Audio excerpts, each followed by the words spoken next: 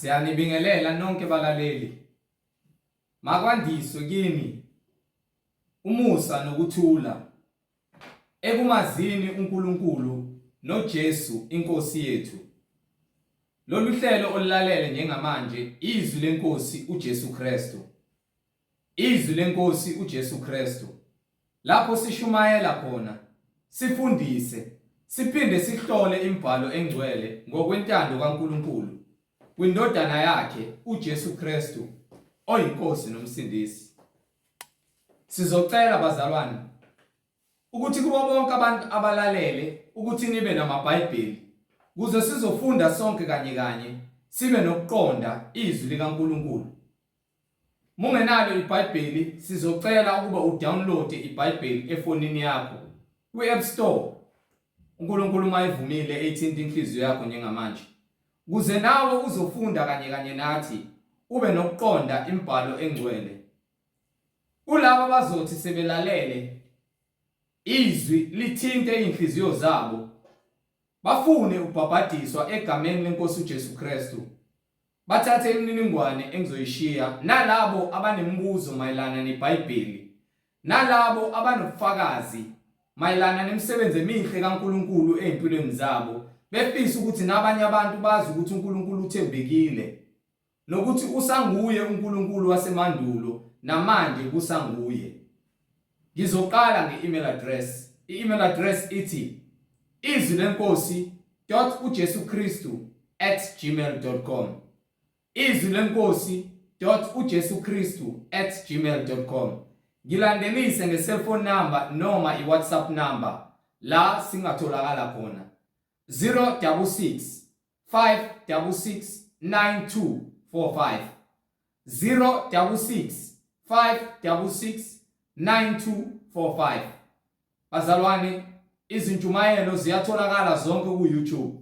La ungahlala khona phansi uphethe iBhayibheli ulalele ukuba lokho okuzwayo nalokho okufundiswa la ngabe kuyafakazelwa yini imfundiso oyaziyo oyitholayo emabandleni noma endaweni zonke la simkhonza khona uNkulunkulu sizibiza ngabantwana bakhe. Ku-YouTube uzosubscribe uthi izwi lenkosi uJesu Kristu. Izwi lenkosi uJesu Kristu. Ungakhohlwa ukuthumela izihlobo zakho, ungakhohlwa ukuthumelela nabanye abazalwane okhonza nabo, kuze nabo bezohlola imfundiso enitholayo njalo kulo osuke nifundisa ngoNkulunkulu ukuba iyafakazelwa yini le mbhalo esiyifundayo njengamanje. Nalabo abalahlekile bengenakho ukuqonda bekhonza bonke uNkulunkulu bezizwe abayisinengiso kuNkulunkulu ukuba nabo bahlole ukuthi le mfundiso abaphila ngayo iyafakazelwa yini imibhalo engcwele uNkulunkulu evumile ukuba sonke sazi sifinyelele ekukhanyeni okuyiqiniso okunguKristu Jesu oyinkosi nomsindisi. Bazalwane, sizocela ukuvula ngomkhuleko simbonge uNkulunkulu ngalesikhathi esinaso njengamanje bokuthi sikwazi ukuthi silize izwi ezimpilweni zethu, sizibuke kulo, sizihlole ukuba lokhu nendlela esihamba ngayo ngabe iyona yini le eyiqiniso nokuphila uJesu asibizele ukuthi size kuye. Baba wethu osezulwini, malingcweliswe igama lakho, umbuso wakho mawufike, intando yakho mayenziwe ezimpilweni zethu sisemhlabeni njengasezulwini. Siphe namhla isinkwa sethu semihla ngemihla, izwi lakho linamandla eliyisibani elikhanyisa konke ekumele sihambe ngakho siphile ngakho. Usiphe namhla isinkwa sethu semihla ngemihla, usithethelele amacala ethu, ulungise inhliziyo zethu Nkosi ngezwi lakho, sinqobe isitha uSathane namadimoni nayo yonke imoya angcolisa imphefumulo yethu nadala ukuthi sisoleke phambi kobuso bakho. Amfinyeze ukukhona kukaMoya oNgcwele ukuba singabuzwa ezimpilweni zethu. Siyacela Nkosi uJesu Kristu ukumnqoba ngezwi lakho nangamandla kaMoya oNgcwele, ngokuba umbuso ungowakho namandla nobukhosi kuze kube phakade. Amen. Bazalwane, angihambi ngedwa. Igama lami nginguNkanyiso Bright Zulu. Ngihamba nomfowethu uMhlengizondi ozobe sihola embula imfihlakalo ngokwembhalo engcwele, ejula kamanzi uMoya oNgcwele embula uKristu Jesu oyinkosi nomsindisi ngomoya weqiniso, umoya kaNkulunkulu ophilayo. yena odala izulu nomhlaba nakho konke okuphakathi. Bazalwane, yamkelani umfowethu umhlengizondi. Amen. Amen. Senibingelela bazalwane egameni likaJesu Kristu, inkosi nomsindisi, mninimandla onke, odale konke ngaphansi kwezulu nomhlaba ngamandla akhe nangokuqonda kwakhe. Akekho ongahlola ukuhlakanipha kwaNkulunkulu amelane nakho, kepha konke kuyimfihlakalo njengokuba uNkulunkulu esebenza emfihlakalweni, kepha imisebenzi yakhe iyabonakala. Siloke sithule bona-ke ubufakazi bokuthi munye uNkulunkulu ongenayo umphelezeli, uNkulunkulu ongenambonisi nongenamhlangabezi, uNkulunkulu ozimele, yena yedwa ozakhele konke ezakhela udumo lwakhe. Namanje-ke siyambonga uNkulunkulu ngabaprofethi bakhe abangcwele abaphathise izwi ukuba namhlanje sibe nabo ubufakazi. NoJesu Kristu siyambonga ngabapostoli bakhe abashiya nobufakazi, njengoba namhlanje sinobufakazi besivumelwano esisha uNkulunkulu asenza nabantu abamkhonzayo nabamfunayo ukuba benze njengokuba ethumele indodana yakhe yesishiya nomyalezo, ngoba yayilethe izwi likaNkulunkulu. Ngakho-ke simelwe ukwazi izwi likaNkulunkulu bese sililandela njengokuba uNkulunkulu elambulile izwi lakhe, singazenzeli izinto ngokuhlakanipha kwethu ekubeni sithi siyakholwa, kepha masihlale embhalweni naseqondeni iqiniso nokulandela imiyalelo, ukuba ukukholwa kwakho ungayilandeli imiyalelo kuyizelezo. So umele ukuthi uma ukholwa ulandele imiyalelo kaNkulunkulu ukuze uprove ukuthi wena uNkulunkulu uyamhlonipha, uyamthanda, uyamlandela ngokweqiniso, ukuba uthi uNkulunkulu ufuna abanjalo abamfuna ngokomoya nangokweqiniso. Uma ufuna uNkulunkulu ngokomoya umfuna ngezwi lakhe, njengokuba lisho izwi lakhe, wena-ke uyakwenza njalo. Kanjalo uma ufuna ngokweqiniso uzohlala kwisisekelo semfundiso yobungcwele, ngeke uze ufune ukuzenzela okwakho okufuna wena, kepha uzakwenza lokhu okushiwo umoya oyingcwele, ukuba izwi laNkulunkulu liqinisile kukho konke umuntu angaqhamuka nakho okuphambene nemfundiso kaNkulunkulu. Kubonakala ngokuthi uma sikubheka lokho okwenziwa umuntu ngendlela yakhe nangokuqonda kwakhe kungatholakali encwadini engcwele. Ngakho-ke uma sifuna uNkulunkulu simfuna ngokomoya, sifuna izwi lakhe liphile kuthina, simfuna ngokweqiniso, ngokuba kukho konke uNkulunkulu akuyalile, izimiso zakhe, umthetho wakhe nemiyalelo yakhe siyakwenza ngokuba izwi lakhe lithembekile.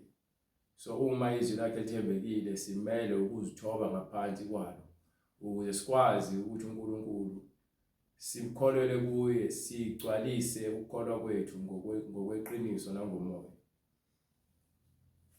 Ongiphi incwadi yeZakha sahluko 19 kusukela kuverse 1. So ukukholwa kwakho ungalandeli izwi akusho lutho, kuyinto efile, ngokuba ukukholwa kweqiniso ukuphila njengokuba izwi likaNkulunkulu lichaza, liveza ukuthi lezwi leli likholekile and futhi leqiniso lithembakele. Uma uliphika leli zwi uthi noNkulunkulu uyakuphika, kepha uma ulenza leli zwi ulivuma, uyafakazela ukuthi uNkulunkulu ulungile kukho konke nezahlulelo zakhe zonke zilungile. uNkulunkulu akafani nomuntu okumele azisole aphinde aphenduke. uNkulunkulu mase likhulumile izwi lakhe uthi izwi lakhe aliphimisele ngomlomo, angeke lize libuyele emuva lingazange likufeze lokho akushilo, ngokuba yena uphilo okuphakade wazi konke. Ngakho-ke sikhuluma ngokukholwa nangokugcina izwi. Abanye abantu bacabanga ukuthi uma unemali noma unakho konke uNkulunkulu ubusisile ukuba wena usadinga ukumkhonza, ukuba yini unakho konke, ukuba udla kahle noma ngokuba usebenza kahle unemali, so uNkulunkulu awumdingi, udinga abangani bakho enizohamba nabo niyejoyintini niyozijuxuza nidake utshwala niphile ekufebeni niphile impilo yamanga impilo ebhubhisayo konke ukujabulisa inyama kuholela ekufeni konke okujabulisa inyama nokwenza wena uzizwe kahle mawukwenza kepha kuphambene nemfundiso kaNkulunkulu kuholela ekufeni. So gwema ke ukufa ngokuba ufunde ukuzithoba. Ayikho ingane ethandeka njengengane ezithobayo. Ingane ezithobayo nehloniphayo nelalelayo iyathandeka. Kepha ingane uma igcwele umoya wentukuthelo nenkani nongafuni ukulalela, leyo ngane ayithandeki ngemisebenzi yayo.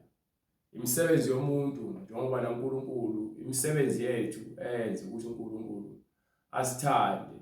Sithi noma sibukeka siyiziwula phambi kwabantu, kepha uNkulunkulu uyasithanda.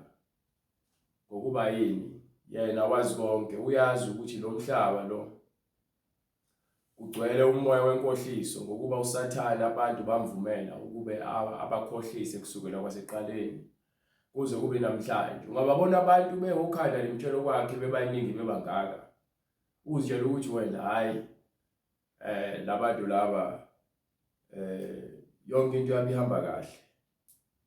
Njengoba lisho iBhayibheli lithi kunendlela ebukeka emehlweni omuntu inhle, kepha isiphetho sayo isuke iyele ekufeni. Kanjalo-ke baningi abantu abasetshenziswa uSathane abaphila engazi ukuthi izinto zonke zihamba kahle. Konke phambi kwabantu bayajabula. Ngikhuluma ngabantu abathwele, abantu abafebayo, abantu abangababulali, nabantu abayinkabi, abantu abahlele ezikhundleni ngenxa yokuthi bathenga abantu ukuthi babulala abantu, abantu abaxoshisa abantu emsebenzini, abantu abaqhatha abantu. Zonke lezo zinto lezo zukhohlakala. Ngisho nasemasontweni abafundisi abanala nabafazi babantu abaqambela abantu amanga babakhuthuza izimali zabo. Into abakhuluma ngayo ngaso sonke isikhathi imali, imali, imali. Isono akusakhulunywa ngaso ukuthi abantu mabaphenduke ebubini. Ubulungiswa nokwahlulela kwaNkulunkulu sekubekiwe eceleni. Sekugijinyelwa izimfundiso nezinto ezijabulisa inyama, izimfundiso zabantu, imfundiso zobaba benu ezithi abantu kulungile noma beze esontweni khona behlabela amadlozi. uNkulunkulu akanankinga. Kunezinto abantu abaningi abazifundisayo uthi umuntu bengazi ayibona ukuthi hayi lo muntu wayesontweni kepha uyaphuza, ukuthi ke ayikho inkinga mengiphuza. Hayi bo lo muntu wayesontweni kepha mbuku kulana amantombazana amaningi kusho ukuthi ayikho inkinga mengisonta. Asikubi isidingo sokusonta mawuzokwenza izinto ezizohlambalaza igama likaNkulunkulu. Sikuphi isidingo sokugqoka izivatho niloke lithi niyakholwa kepha egcineni iqiniso alikho. uNkulunkulu ufuna bamkhonza ngokweqiniso nangokomoya. Uma umkhonza ngokomoya ukhonza izwi lakhe ngokuba izwi lakhe lingumoya, lilowo moya okumele uphile kuwena. Lowo moya umoya oyingcwele ovela ezulwini. Ngakho-ke bonke abantu abakholwa ngokweqiniso bakholwa ngokuba izwi likaNkulunkulu liyaphila kubona. Ayikho into abazoyiphikisa eshiwo uNkulunkulu. Uma umuntu ephikisa into eshiwo uNkulunkulu, lowo muntu lowo uyagula, uphethwe umoya wamadimoni. Umoya wamadimoni umoya kaSathane owenza abantu baphile kumoya wenkohliso, bayizikhohlakala. Amen. Amen. Ongiphe Incwadi iZakha isahluko seshumi nesishagalolunye ivesi lokuqala. Ungcono umpofu ohamba ekupheleleni kwakhe. ungathi mawubabona abantu bephila kahle. Ongiphe nencwadi yaJobe sahluko 21 starting from verse 11 noma from verse 9. Ungathi abantu mawubabona bephila kahle awuhlehla uqala phaya ku verse 5 because ngifuna ukwehla nayo.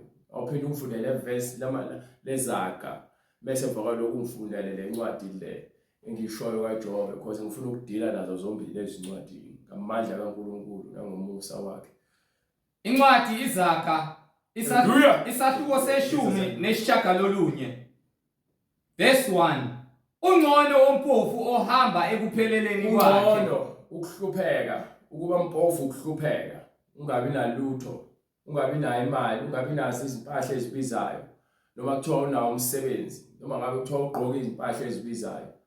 Kepha ulala udlile njengoba uNkulunkulu ekuthi-ke into ebalulekile kubantu amanzi, ukudla, impahla zokugqoka, bese kuzoba indawo yokulala.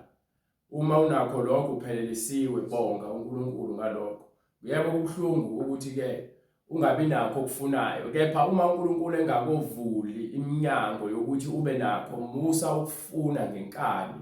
Ungabi ingane ihlongandlebe, ingane efuna ukuthi izinto zenzeke ngendlela yayo. Funda ngisho kubazali bakho, umzali uma ethi akanayo, bonga lokho akwazi ukwenzela kona. Musa ukufuna ukufana nezingane zabanye abantu.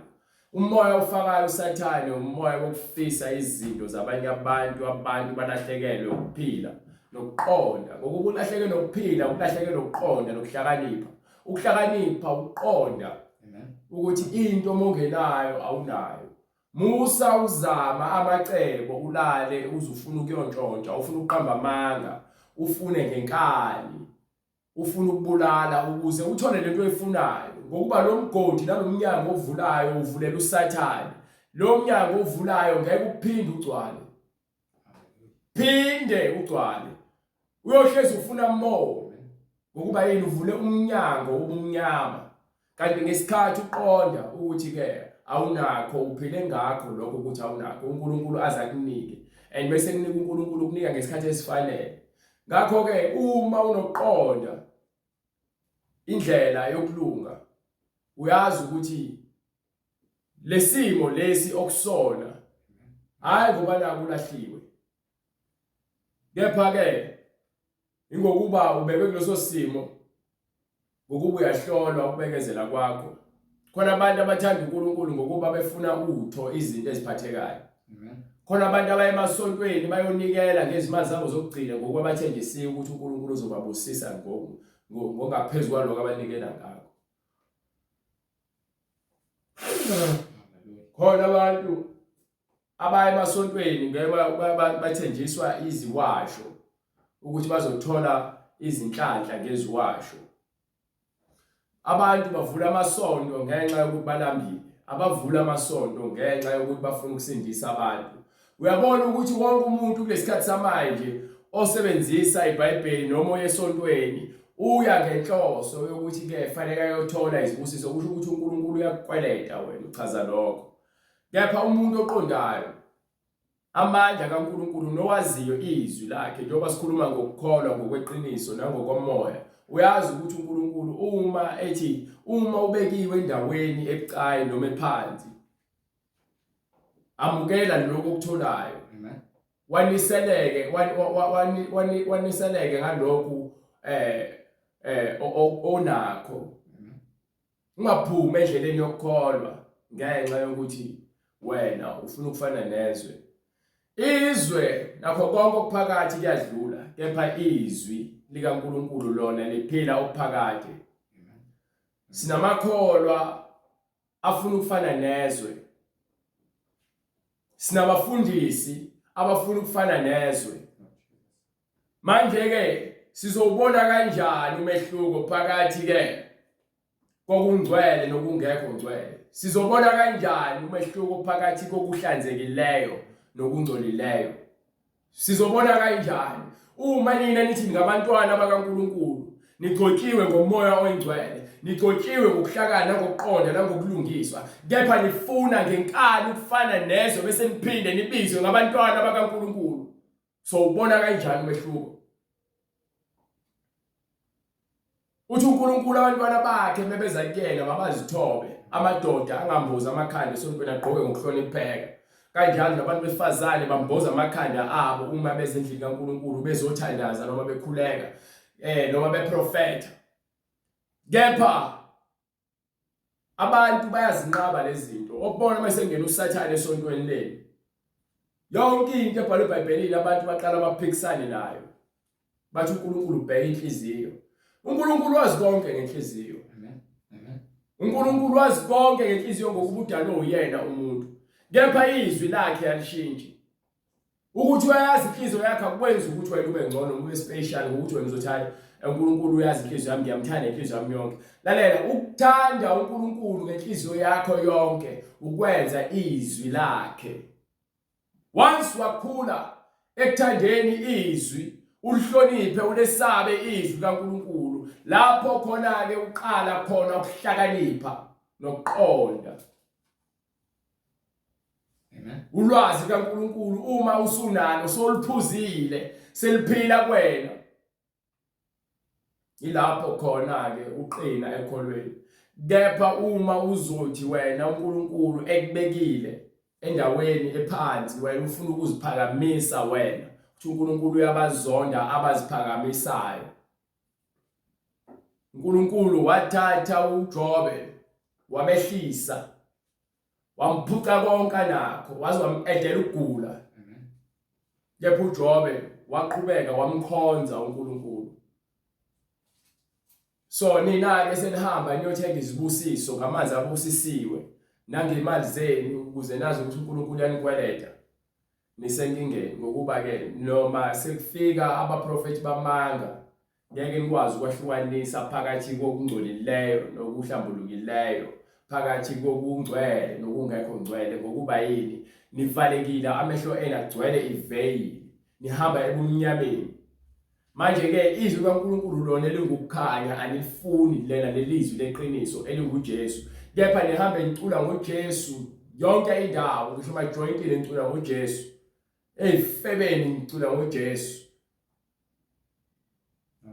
yonke indawo uJesu uJesu uJesu, kepha lutho ukwenza intando yakhe. Ingakho ethi-ke lesizwe lesi uIsaya wayeqinisile ngaso ukuthi ngikhonza ngezindebe, kepha ngenhliziyo sikude nami.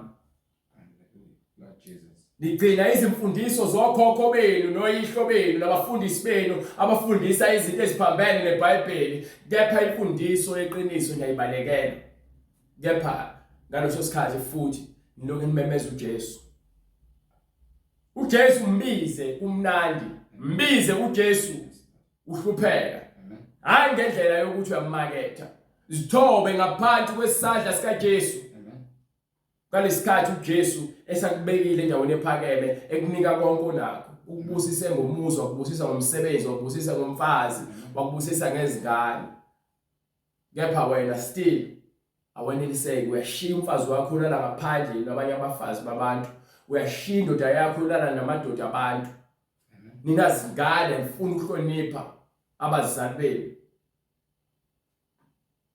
Yini niyanyaza, nonke niyanyaza.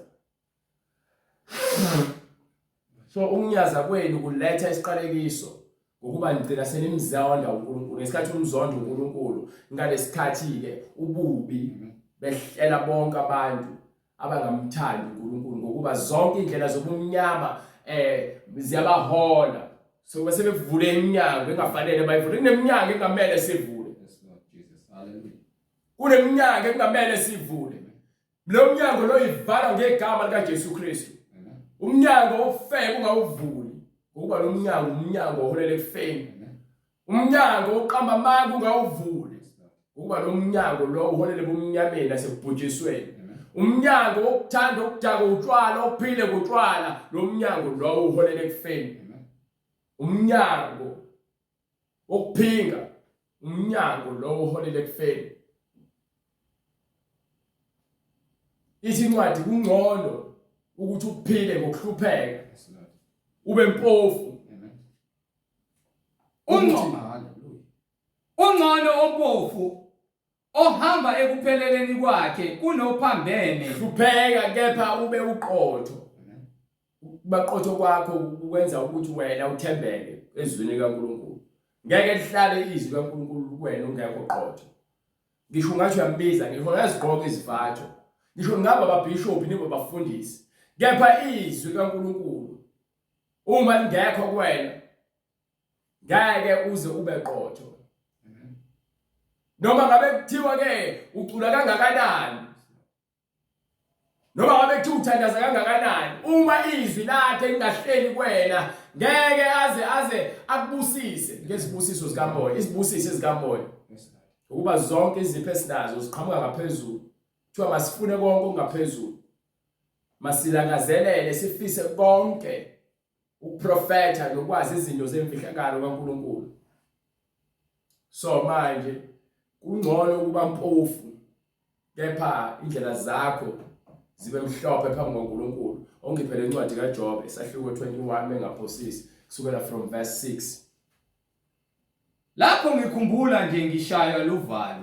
Yes sir. Ukwesaba kubamba inyama yami. Ukwesaba kubamba inyama yami. Ababi baphilelani baze babe badala. Ababi kunento eyenzakalayo. Uthola ukuthi uNkulunkulu uyabanika abantu isikhathi. Wena uzitshela ukuthi ngoba naku lo muntu uyathakatha ufune ngabe kade afa, noma ngoba naku isigebengu ufune ngabe kade afa, noma ngabe uqamba amanga ufune ngabe kade afa. Wena uzibona ungcono. Kepha ke uthi uNkulunkulu umuntu uyamnika isikhathi ukuze umuntu uma asahlulelwa angabi nakho ukuzidandulela ngokuba ulizwile izwi. Lokho kusho ukuthi waphenduka. Wena ubhizi udlala ingoma zomgqushu, yonke ingoma lezi ezimnandi. Hamba nqunu. Niyafeba. Nibuswa imali ngoba nemali izibona ukuthi niphethe umhlaba. Kanti uSathane uniphathe ngamanga ngomoya wenkohliso. Ngakho nithenga abantu besifazane nibathengela ukulala nabo. Ingakho abantu besifazane bedayisa imizimba yabo. Ngokuba ithi iBhayibheli kungcono ukuba mpofu kepha ulunge uNkulunkulu. Wena uyobe isikhohlakala udayisa ngomzimba wakho uzokhipha izisu. Ulala nomnomzane womuze kufanele ngabe ukwakhe nezingane zakhe ukhulisa izingane zakhe. Ngenxa yokuthi unemali eningi yambusi yamshisa, seyashiya ungakho hamba uyothenga abantu besifazane ngaphandle, uyothenga omahosha. Nawe umuntu wesifazane usuphenduka umahosha uhamba uyohosha yonke imimoya. Uvula iminyango wrong, uyayivula leminyango. Bese emva kwalokho nithi amadoda ezinja. Wena uzenza ukudla kwezinja. Uzenza ukudla kwezinja. Uma ungafuni ukuthi amadoda izinja ungalali ungashadile.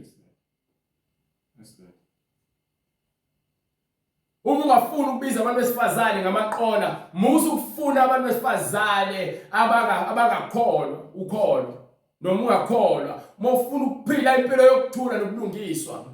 Into edala ukuthi ke abantu baphile kamnandi kepha bebe belahlekelwa ukuphila kwabo. Ingokuba injabulo yabo ithengwa imali. Injabulo yakho ithengwa imali. Awuziboni uwutho uma ungenamali. Ubona ukuthi nje awuqualify ndawo, wena awufit ndawo. Ingakho nigcina seniphume endleleni yokukholwa nendleleni yokuhlakanipha. Nihambe niyofuna ukuzihlakaniphela kwenu kanti uSathane vele unifuna lapho. So abantu ababi bayashesha ukufa baphinde baphile isikhathi eside. Kepha ke nabalungileyo bayaphila isikhathi esifishane baphinde baphile isikhathi eside. Ukuphila kwakho wena olungileyo uzube nempunga lokho kungumqhele wakho kuNkulunkulu nodumo lokuthi wena uyathembeka ezwini lakhe.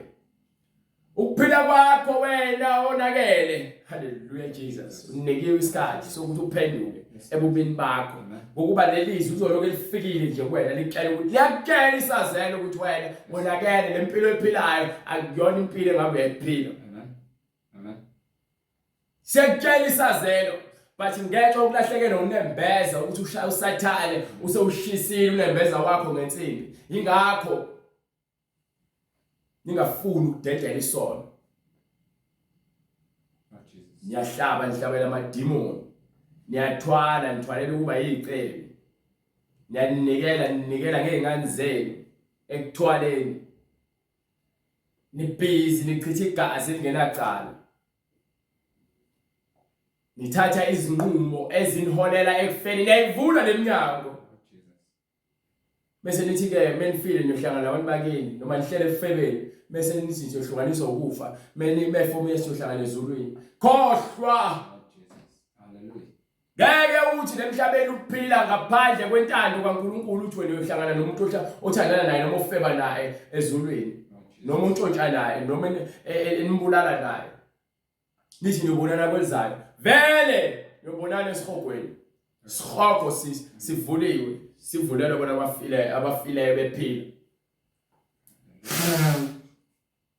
ngeke ababi baphilelani baze babe badala ababi baphilelani baze babe badala yebo bakhule emandleni na yebo baba nakho konke abakufunayo inzalo yabo iyema phambi kwabo bazale izingane yebo nabantwana babo phambi kwamehlo abo yebo izindlu zabo zinokuthula endlini zabo banakho konke abakufunayo azinangebhe uswazi lukaNkulunkulu aluphezi kwabo uswazi kaNkulunkulu aluphezi kwabo ngokubuka yebo inkunzi banakho konke kepha manje wena ngokuba uzitshela ukuthi banakho konke ubona ukuthi uswazi kaNkulunkulu alukho phezulu kwabo manje ke kunesikhathi sibekelwe bona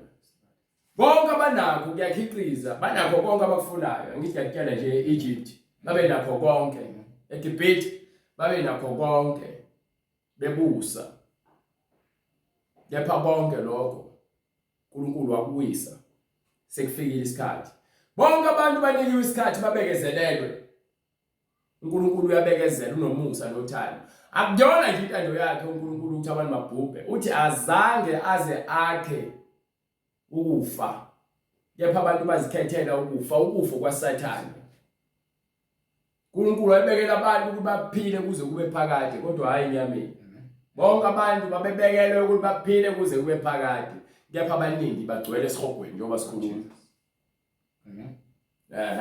angithi ke nazi iziqebi siphila kamnandi emhlabeni banakho konke abanakho kepha izinhliziyo zabo zikude noNkulunkulu izindlu zabo zinokuthula azinangembe uswazi lukaNkulunkulu aluphezi kwabo inkunzi yabo iyakhwela kayiphuthi izinkunzi zabo ziyakhwela ziphuthi inkomo yabo iyazala kayiphunzi izinkomo zabo ziyazala kaziphunzi bakhipha izingane zabo njengomhlambi bakhipha izingane zabo bagcwala ama-restaurant abantwana babo bayagcwala amabishi kwenziwa amaphathi ngane zabo ziyadansa ziyacula kumnandi bagqokisa ingane izimpahla ezincane bafake izinzipho zokufakelwa benza amakhanda bagqoke kahle umuntu ohluphekayo ophila ngezwi abona ukuthi uyalibaziseka ngenxa yokuthi uyabona nabantu baphila kahle afise ukufana nabantu abafileyo bephila bahlabelela ngezigubhu nangehabhu bayacula kumnandi amaphathi ngamaphathi kuyaphunywa kuyo emabheshini kuyo emaphathini kuyo amakhonsathi kuyacula kumnandi yonke into ihamba kahle bathokoza ngezwi lomtshingo basuke eThekwini beze Cape Town beze le festival kaSathane basuke eCape Town baye eGoli bahambe le festival kaSathane baphila ngobumnandi ingane zabo ziphile ekufebeni omama baphile ekuphingeni ubaba naye ukhona la baphila kamnandi yonke into ihamba kahle bahamba nje imkhosi nayo yonke usiko labantu oluphambene nentando kaNkulunkulu bayakwenza baqeda imihla yabo ngokuhle baphila kamnandi ekuphileni kwabo behlela endaweni yabafileyo ngokuthula kepha isincwadi ekugcineni isiphetho sabo behlela endaweni yabafileyo ngokuthula ngokuba ukufa kuza njengesela ukufa kuza njengesela ngalesikhathi wena usagxuma ubheka le ugxuma ubheka le udansa utshekedula njengethole lenkomo ukufa nakusuka ekunyenya niphila kamnandi nibusa nidla konke nikuthandayo asinandaba nokuthi unani, sinenkinga nenhliziyo yakhe ekhohlakele engafuni ukwamukela iqiniso lokuthi konke lokho nako kuphuma ezandleni zikaNkulunkulu. Nokho bathi kuNkulunkulu, ngakho ke bephila kamnandi kepha ngaloso sikhathi baye ekufeni bese bethi uNkulunkulu suka kithi, bathi usashumayela ivangeli kuthiwa yasiyeke lento esishumayelayo ayinakuphila ayinaqonda siba ngumsindo mahala sikhuluma ngezinto esingazazi. Sithiwa ke asuke umuntu uyashumayela emgaqweni uyaxoshwa, uthi uyashumayela bakhuluma konke ungalungi. Abantu bayakholwa bakhuluma ukweyisa, bakhuluma ukudelela bayakholwa, abanye bethi bangabafundisi. Ivuka inyama phela ukuthi hayi mina ngikholwa mina ngikumzenzisi ingakho ngizokutshela ezakho mina Jesus. Suka kithi asifuni ukwazi izindlela zakhe. Bathi kumoya engcwele abafuni ukwazi izindlela zakhe. Usomandla uyini ukuba simkhonze na? Bathi bebelakho konke, benezimoto nemizi, benemfuyo, benezimali namabhizinisi. Bathi kuNkulunkulu abamazi, bathi uyini ngokuba uthwalile. Unakho konke lokho ngokuba uhamba unikela ngengane yakhe. Unakho konke lokho ngokuba uhamba wayesangomeni samtshela ukuthi akahlaba izinkomo ezu7. Njalo uhlezi ihlaba izinkomo ezu7 and abantu bayagijima bayodla lezo zinkomo ezu7. Kanti izinkomo lezi ezihlatshelwa amadimoni. So ke bakhonza amadimoni abafuna ukwazi izindlela zikaNkulunkulu. Uma betshelwa ngezindlela zikaNkulunkulu bathi ke nisitshelelani ngendlela zikaNkulunkulu? Thina sinendlela yethu thina. Sinendlela yethu ushembe thina. Bathi ushembe uyindlela yeqiniso. Yebo ushembe uyindlela neqiniso likaSathane. Phela uSathane ungumbulali nomnini wamanga wonke. Mekhuluma amanga ukhuluma ngokwakhe. Uma kuthiwa wathi uMoses ke uyakusithumelela umprofeti uNkulunkulu oyofana noMoses bengakhulumi noshembe. Abantu bakaShembe babanjwe lencwadi yaDeuteronomy 18:18 ayibabambe phansi abantu bakaShembe lencwadi yabanyisa. Lord Jesus. Yazi yabaginqa phansi ngale ndlela ukuthi abasakwazi ukwenzani. Babambelele ekutheni uShembe umprofeti uNkulunkulu wathi uyakumthumela. Shembe. Hallelujah. Manje ke siyabheka mesifunda kwincwadi ezenzo siyathola ukuthi lo ncwadi ikhuluma ngoJesu ayikhulumi ngoShembe. Yes Lord. Amen. Baphila kamnandi bebusa. Sikhuluma ngoJesu bayamphika bavuma uShembe. Uphi uShembe usethuneni? Bapha abanye oShembe basethuneni. Lord Jesus. Hallelujah. Iphi indodana kaNkulunkulu isezulwini? Hallelujah. Amen.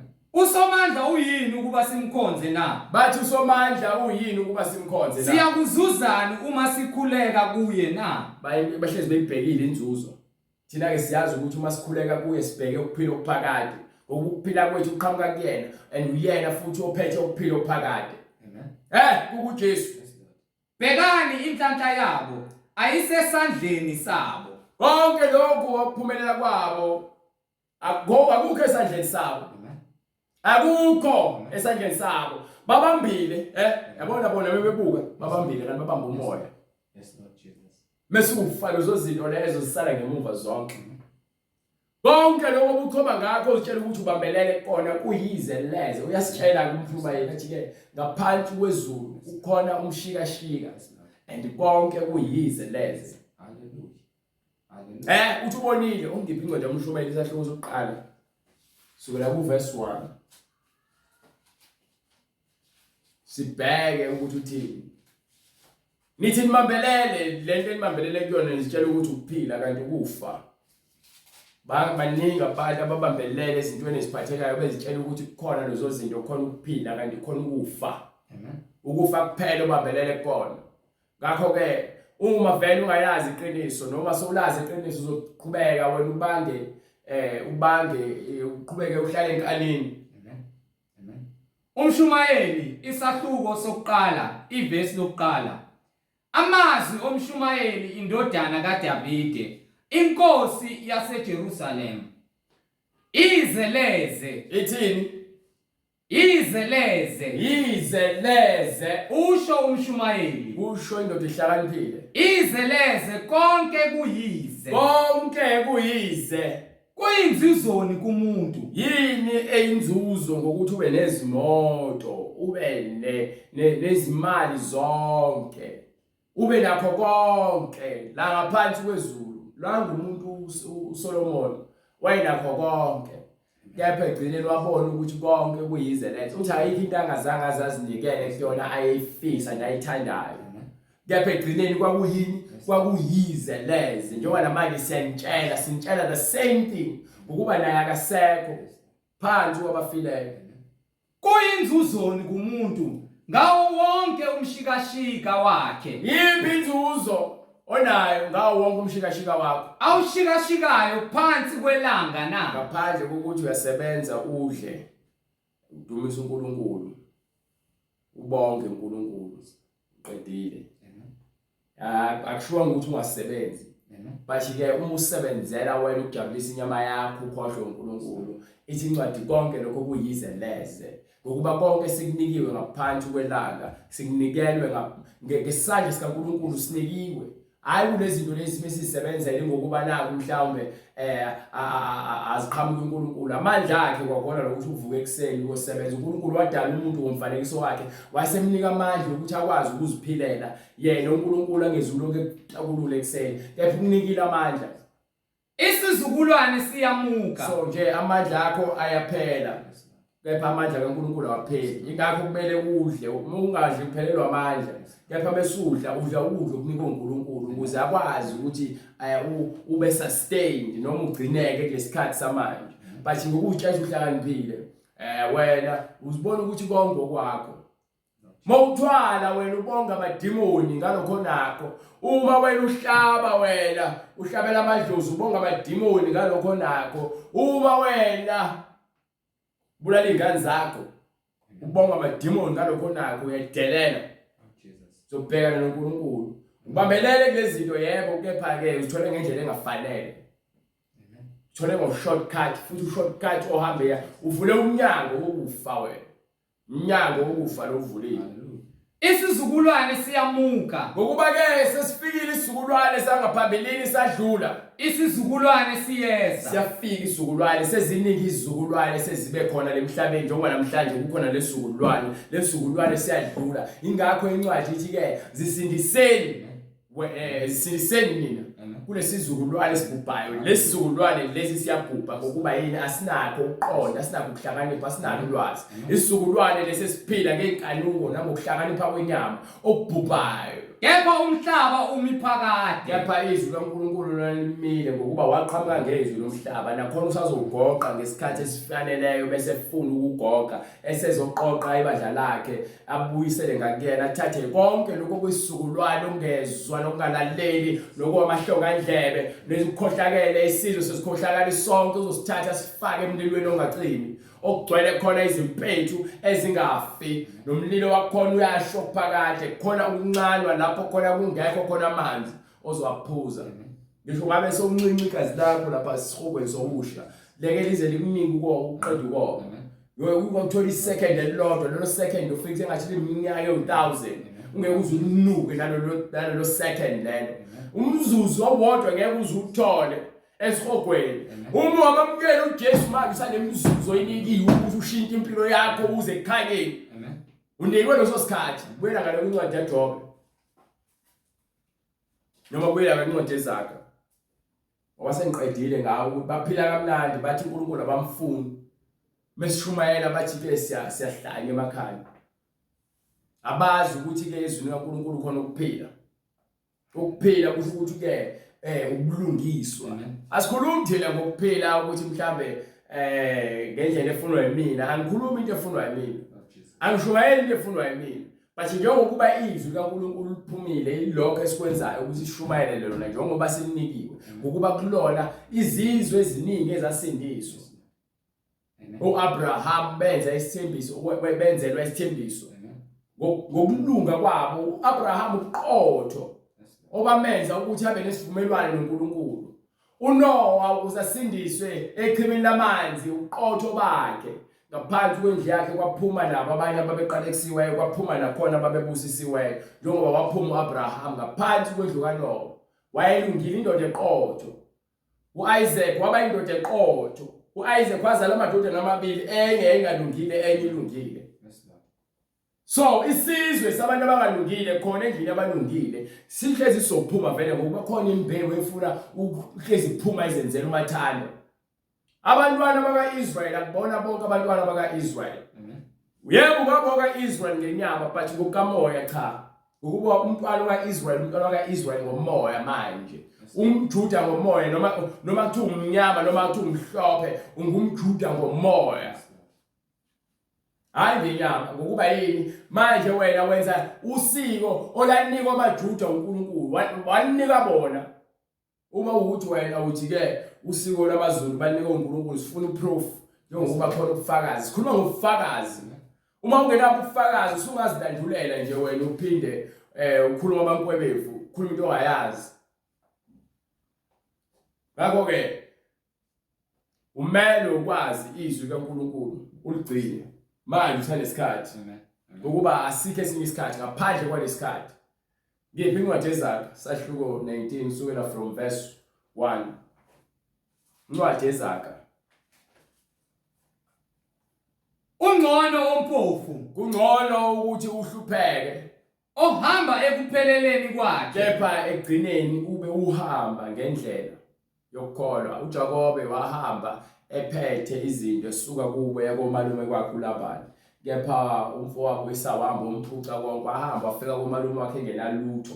Kwathiwa ke yini ongayenza ngokuba phela usizo ngenxa yokulungiswa kwakhe nobuqotho bakhe wathi uzolusa izinkomo elusela ukuthi ke athathe umfazi indodana kaLabani uRachel uthe beseqedile ukwenza umsebenzi wayesenza ukuqila uLabani wamnika omunye umfazi usisikala kaRachel omdala uLeah. Ngaleyo ndlela leyo waphinde futhi wasebenza omunye 14 years ukuzinikela. uNkulunkulu wambusisa egcineni ngomndeni wamnika amadodana awu12. Lo madodana lawo ayisizwe sakhe uJakobe. uJakobe wanikwa igama kuthiwa uIsrael ngoba yini ubambene uNkulunkulu kanjani na ngobuqotho nangobulungiswa. Njengoba noAbraham wanika igama kuthiwa uAbraham ubaba wezizwe. Ubaba wezizwe ngokukholwa kwakhe ukuthi bonke abayofana nawe baba amadodana akho. Ngokukholwa ngokuba ukholwa wezwa izwi wakholwa. Wazi wacishe wanikela ngendodana yakho yona yodwa ngenxa yokukholwa. Amen. Ngakho ke ninabantu eloke nitshela ngendaba zamadlozi njalo indaba yesona niyazi ukuthi yini nitshela ngamadlozi nangokwenza wonke imisebenzi yokungcola namademoni nigcwalisa ukungcola enyameni zenu. Anitshela ngokufebe ukuhlukana nokufebe nokudabutshwa anitshela ngalezo zinto lezo. Baloku bemotivator bekhuluma izinto ezizokujabulisa inyama. Ithi incwadi bonke abasenyameni banako kwenyama. Kepha bakamoya banako kamoya. Bonke abaholwa umoya engcwele bangamadodana namadodakazi kaNkulunkulu bangabantwana bakaNkulunkulu. Akukho kuhlakanipha kwavela ngomuntu, ukuhlakanipha kwavela ngoNkulunkulu. So kufanele sifune ukuhlakanipha kwaNkulunkulu. Ongiphi incwadi yaIsaya? Ufuna incwadi yaIsaya. Ufuna Isaiah 56.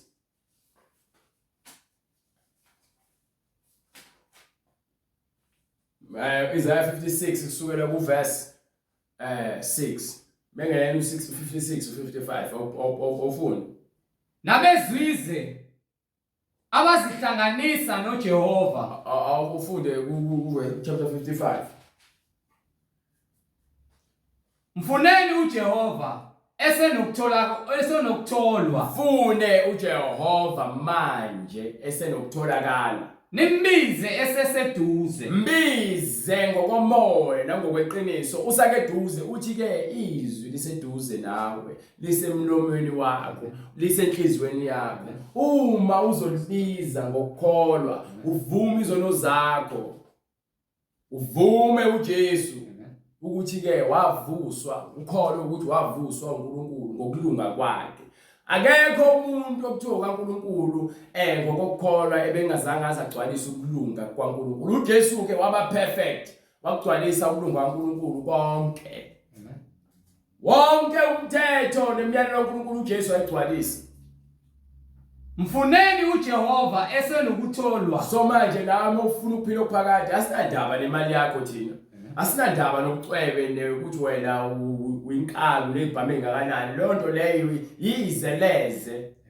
Ukuba zona lezibhamu zenibulala ingakho iBhayibheli lithi abantu bakha izinto ezimbi ezibulala bona. Nakha izibhamu ukuthi nibulalane ukukhombisa ukuthi ugcwele inzondo akekho umuntu ongazivikela. Uyedwa umuntu ongakuvikela uJesu. Wena unakuzivikela wena uyini wena? Awukwazi ngisho ukuzinika ukuphila wena ngeke usindise lo mphefumulo wakho. Uma bekudubula uphila usindisanga wena unika uNkulunkulu ichance ukuthi wena ubone ukuthi fanele ukuphenduke. Mfuna uJesu. Amen. Esenokutholwa manje senokutholakala. Nimbize seseduze. Biza manje umoya oyingcwele esakeduze. Omubi makashiye indlela yakhe. Bonke abantu ababi mabahlukane imisebenzi yabo emibi. Nomuntu owenza okubi imicabango yakhe. Wonke umuntu owenza okubi nemicabango yakhe ngokuba kuze kufike okubi qala emicabangweni yakhe imidlinzo yakho mibi. Amen. Hlukana ke lemidlinzo emibi ukuze ugweme ukwenza isono.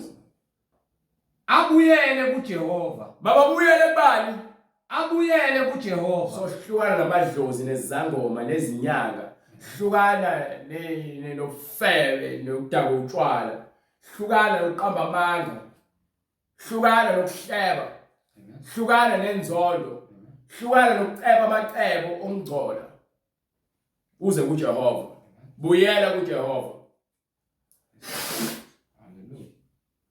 Uyakuba nomusa kuye. Umusa unikiwe mesithi uNkulunkulu unomusa nothando uyabekezela.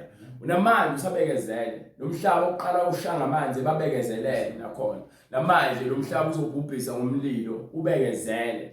Because uNkulunkulu unothando. Le gospel esishumela uthando kaNkulunkulu ukuthi kuphumane ezonweni. Ngokuba kunesikhathi lapho khona ungeke uzukwazi ukuphenduka so ufile. Akukho ukuphenduka nokukhumbula uNkulunkulu ethuneni. Abuyele kuNkulunkulu wethu. Buyelani kumoya engcwele siyanibiza. Ngokuba uyakwenza ukuthethelela kube kukhulu. Ngokuba umoya engcwele unjani? Uyakwenza ukuthethelela kube kukhulu. uNkulunkulu uthando. So uthando liyabekezela. Uthando lusifunela ukwalo. Uthando liyaxolela. Uthando luyakhuthazela. Uthando lukholwa izona zonke izinto ezilungileyo. Ngakho ke uma wena uthi unothando kaNkulunkulu uzohlukana nakho konke okubi. Ngeke futhi utholakale uloku ubandakanyeka kubantu abakhohlakele uloku unsintithe kubala. Usupporta ukungcola kwabo. Ngokuba nawe uyefana nabo umoya munye nabo ngokuba yini lento abayenzayo ubhizi nawe uthola ukungcebeleka kuyona. Nawe uzoyisihogweni njengabo. Hayi bani nami engikholwa bengiya ngoba bangani bami ungaba kanjani umngani nezwe. iBhayibheli isikhuza lisingabi ngabangani nezwe. Ngokuba umuntu omngani nezwe uyisitha sikaNkulunkulu. Umuntu oyisitha nezwe umngani noNkulunkulu. So zikhethele wena ukuthi ufuna ukuhamba nobani. Hallelujah. Ngokuba imicabango yami ayisiyo imicabango yenu. So njengoba ethi imicabango yakhe uNkulunkulu akusiyona yethu. Why wena ufuna ukucabangela uNkulunkulu uzitshela ukuthi hayi uNkulunkulu mhlamba kanenkinga nalento. Into edala ukuthi usho kanjani ngokuba ulazi izwi lakhe. Ukuba bowulazi izwi lakhe ungeke uzucabanga ukuthi mhlamba uNkulunkulu akanenkinga nalento. Kufanele uqale confirm izwi lakhe ukuthi wena lento yenzayo noma lesinqumo sithathayo asinakho ukuphambana nezwi lakhe. Ngeke uzuze ukwazi lokho ungazange ulazi izwi lakhe. Ngokuba imicabango yami ayisiyo imicabango yenu. So liyamcabangela uNkulunkulu, icabanga ukuthi uNkulunkulu umthanda khona nizoni. Yena uNkulunkulu wasithanda sisayizoni ingakho anikela uJesu ukuthi azohlatshwa ukuze kusindiswe izoni. Uthando lolo. Kepha wena uma uzothatha lo musa ugcobe ngezinyawo ezinodaka wena uyedelela wena. Nezindlela zenu azisizo izindlela zami. Lezindaba Usho uJehova. So le ndlela ezihambayo zokufebe nokudakwa nomntlonto noqamba amanga nokuhleba nokubulala nokuzonda nokuthi uziphakamise uzitshele nokuthanda izinto eziphathekayo ngaphezulu kaNkulunkulu nokukhonza amadimoni namadlozi nokuthwala lezo zindlela lezo akuzona ezikaNkulunkulu. Nina abantu esibazana ngqoba amabhlukwe akusiyona indlela kaNkulunkulu leyo. Amen. Nina abantu esifazana abafaka amawigi nopende bafake nezipho bahambe baqwayize belula imqala. akuzona nje indlela zikaNkulunkulu leyo. Umntwana kaNkulunkulu ongcwele akahambi lo ndlela. So ungadingeki uzikhathalise nomntwana kaNkulunkulu uma usenza lezi zinto lezi. Nina bafana intebhisa amabhlukwe nobeke ezathi kwezinqa nama-skinny jean namabhlukwe adabukile amadabudabu lithi istyle nifake ama-gold chains nama-silver namacici nifake yonke into le nizihlobise nidobele ama-tattoo nibheme ugwayi nibheme insangu nincinge ngamakhona nicule i-hip hop nithi niyamkhonza uNkulunkulu. Akuyona indlela kaNkulunkulu leyo. Akuyona nje indlela kaNkulunkulu leyo. Kanjalo izindlela zami ziphakeme. Izindlela zikaNkulunkulu ziphakeme. Indlela zokuqonda, indlela zokulunga, indlela zoqotho, indlela zothando, indlela zomusa, indlela zokulungiswa. Ziphakeme. Lezo ndlela lezi ayihanjwe nombani. Ingakho ithi incwadi kwakhona indlela futhi leyo ihanjwa abangcwele kuphela. Indlela leyo yobuntu. Indlela yoqotho. Ungathi uqotho wena emehlweni akho. uNkulunkulu ozokutshela ukuthi uqotho noma cha. Uma ungekho endleleni kaNkulunkulu awukho qotho. Ngokuba njengamazulu ephakeme kunomhlaba. Njengokuba ke amazulu aphakeme kunomhlaba, Kanjalo izindlela zami ziphakeme kunezindlela zenu. uNkulunkulu uphakeme kakhulu kunabantu. Kakhulu. Nendlela zakhe eziba. Ngoba awungeke uzungikhombise le khona uNkulunkulu enyathele khona. Ngeke uzungikhombise izwi lakhe ulibambe umtshela ukuthi nangu uNkulunkulu. Angeke ungikhombise isithombe uthi nangu uNkulunkulu. Nendlela zakhe eziphakeme usebenze emfihlakalweni.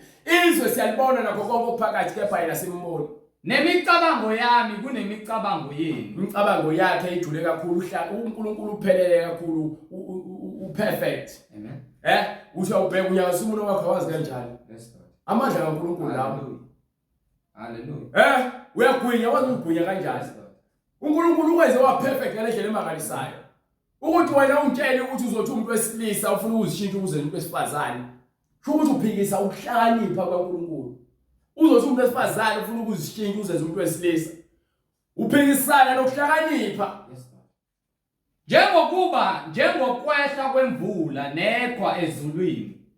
Ungabuyeli khona. So, ngeke uthi wena uhlakaniphile uNkulunkulu yena okwazi ukuthi adedele amaqhwa ezulwini afike seyimvuthu la noma khipha amatshe amakhulu angamaqhwa emefuna ukukhipha isigwebo sakhe nje bethandile ebona abantu ukuthi abezwa khiphe nje bathi isiqhotho noma isaqhotho adedele isaqhotho dadele imvula ayihlehle ishawu reverse imvula.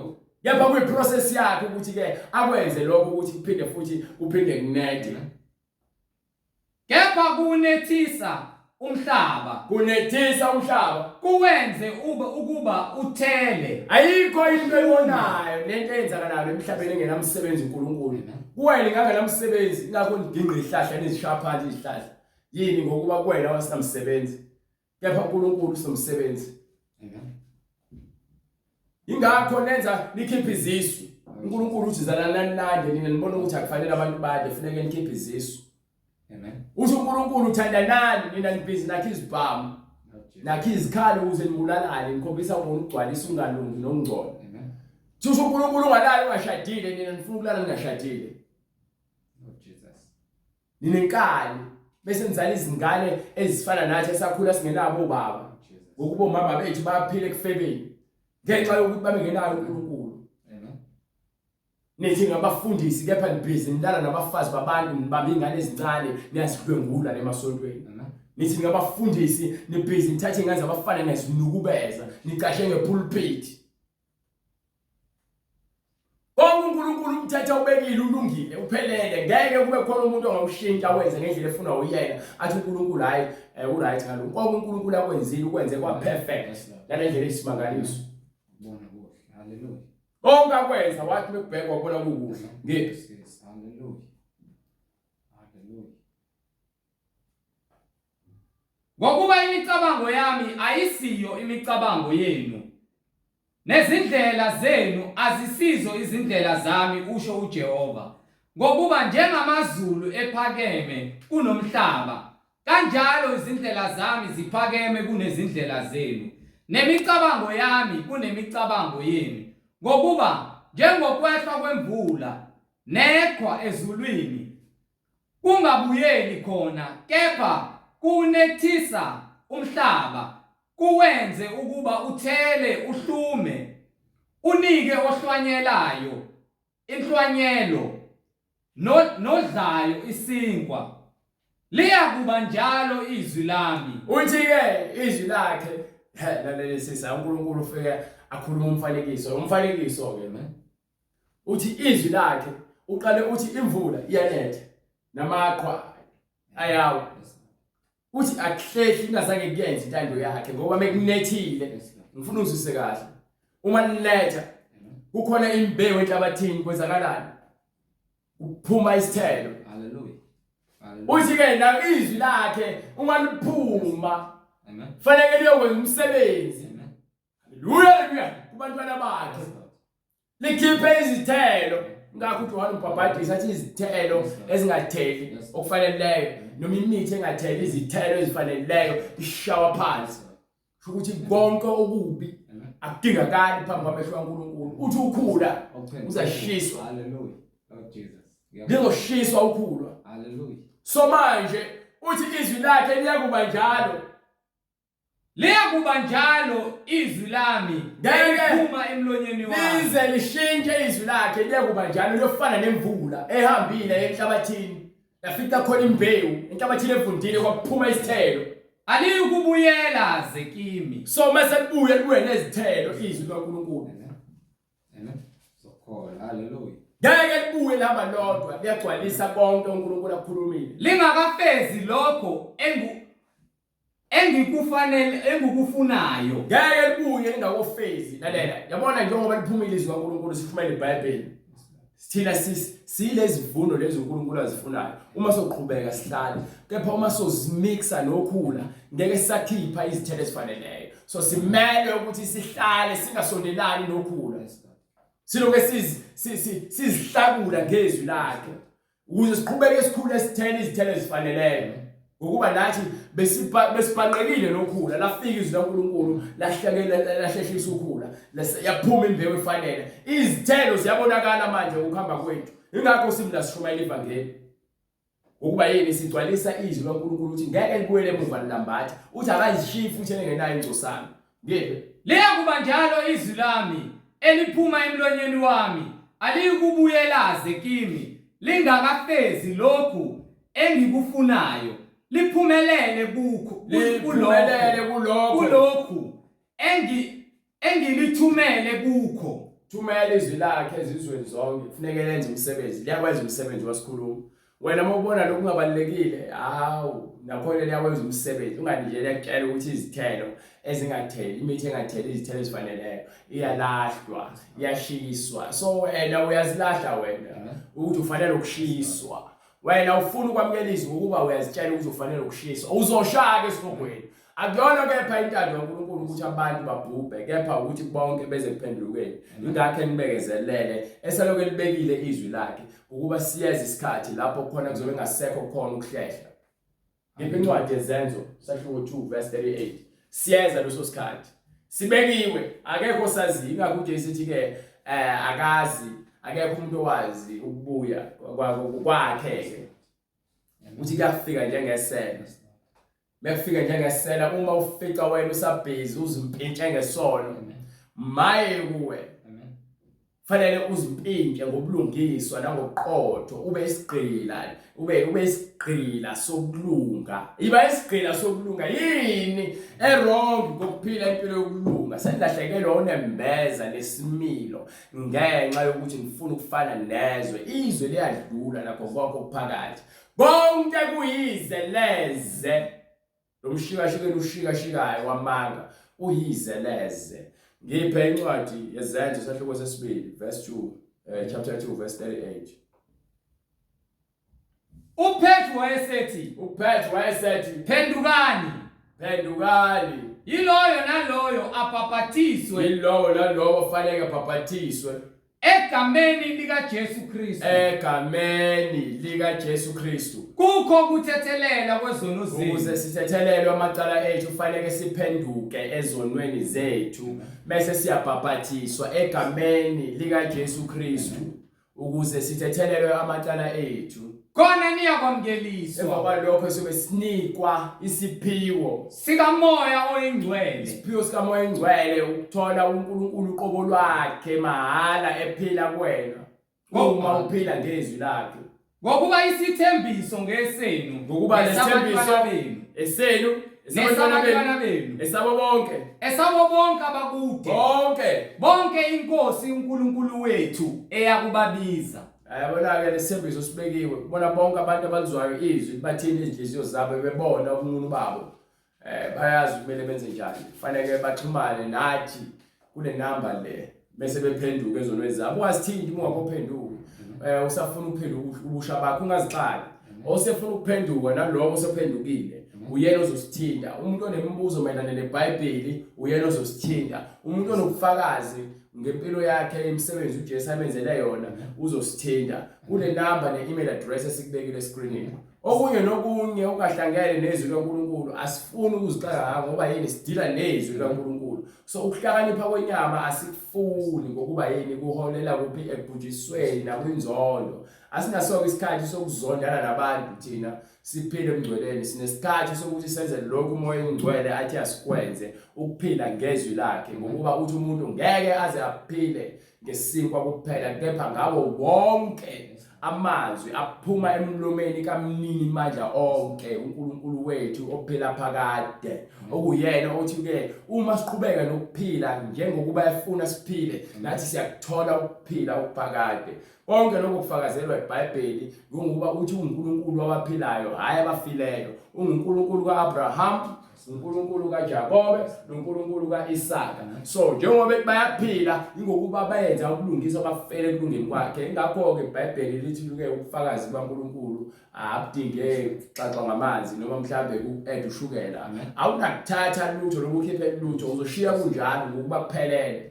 So ke siyambonga uNkulunkulu ngothando lwakhe nangakho konke asenzele khona. Sithi lo moya wakhe nomusa wakhe ungaqhubeka usigcwalise wandele nabanye lifinyelele izwi kubona bonke abantu abamfuna uNkulunkulu ngokweqiniso kuze kube phakade.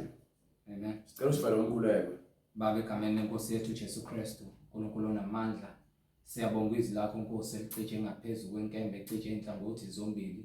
Lihlaba lihlukanisa umphefumulo nenyama nawo wonke amalunga omzimba. Lahlulela Nkosi imicabango nakho konke okungaphakathi kumuntu. Siyacela Nkosi uJesu Kristu ukuba liqhubeke njalo lifeze umsebenzi olithumile ngoba libuyeli kuwena Nkosi lilambatha, alibuyeli lingakatheli umsebenzi walo. Kumuntu Nkosi ukuthi ufuna ukuba imbewu ethela ukulunga noma abe ukhula ngokuba siyazi Nkosi ukuba ukhula luzokushiswa ngesikhathi esifanele la uzothuma khona ingcebo zakho Nkosi ukuba zizovuna esikhathini sokugcina Nkosi. Siyacela Nkosi uJesu Kristu ukuba sigcine imiyalelo yakho njengokuba wena Nkosi usilawula ngamandla kaMoya oNgcwele. Intando yakho yenziwe empilweni zethu Nkosi singaziholi. Masithi Nkosi sibulele imisebenzi yenyama nakho konke okubi. Kepha kusathini esiphilayo Nkosi kodwa siphila uKristu ophila empilweni zethu. Izwi lakho Nkosi malifezeke empilweni zethu manje naphakade. Amen. Umusa weNkosi yethu uJesu Kristu mawube nani nonke bazalwane. Amen.